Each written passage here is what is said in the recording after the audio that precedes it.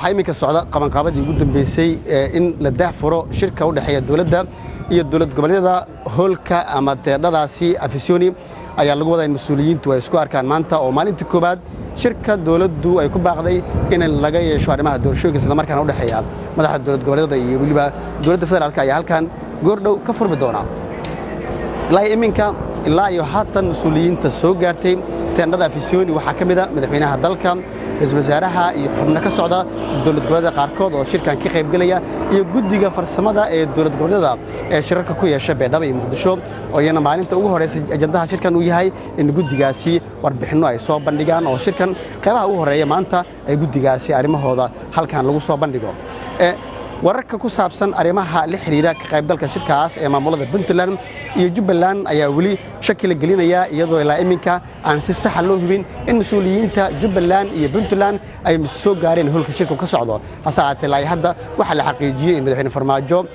duqa Muqdisho madaxweynayaasha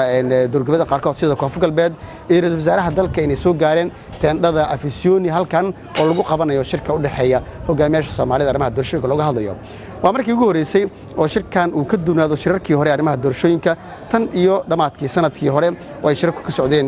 magaalooyinka Dhuusamareeb iyo Muqdisho oo heshiisyadii la gaaray arrimaha doorashooyinka arrimahaasi mas'uuliyiintu dhaxdooda is arkayna saate shirkan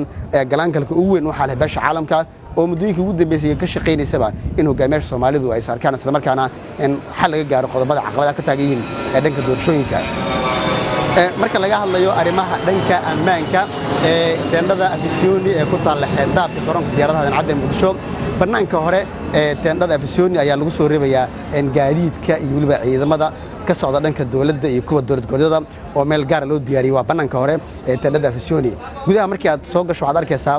askar kooban oo u badan ilaalada mas'uuliyiinta in ay soo galayaan gudaha oo ay ku sugan yihiin sidoo kale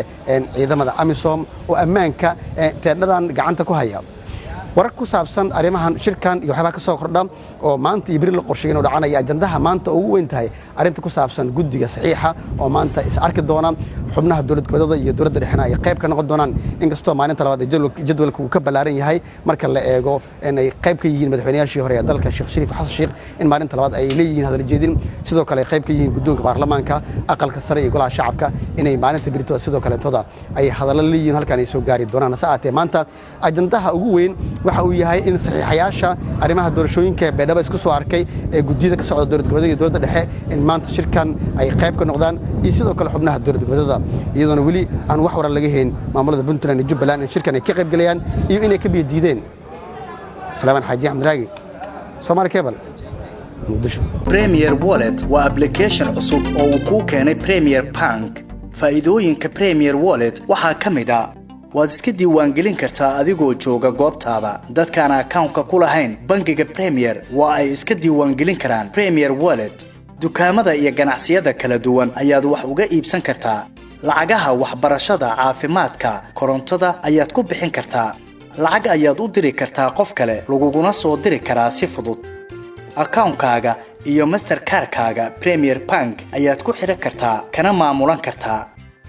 lacag ayaad ka dalban kartaa asxaabtaada ama waad ogolaan kartaa lacag laga soo dalbaday dhaqdhaqaaqa lacagahaagana waad kala socon kartaa ganacsiyadu waxa ay leeyihiin ab u gaar ah oo ay kala socon karaan xogta lacag bixinta macaamiishooda inta ay in ka badanba ka hel abka Premier Wallet oo kala soo deg hadda Play Store-ka ama App Store-ka Premier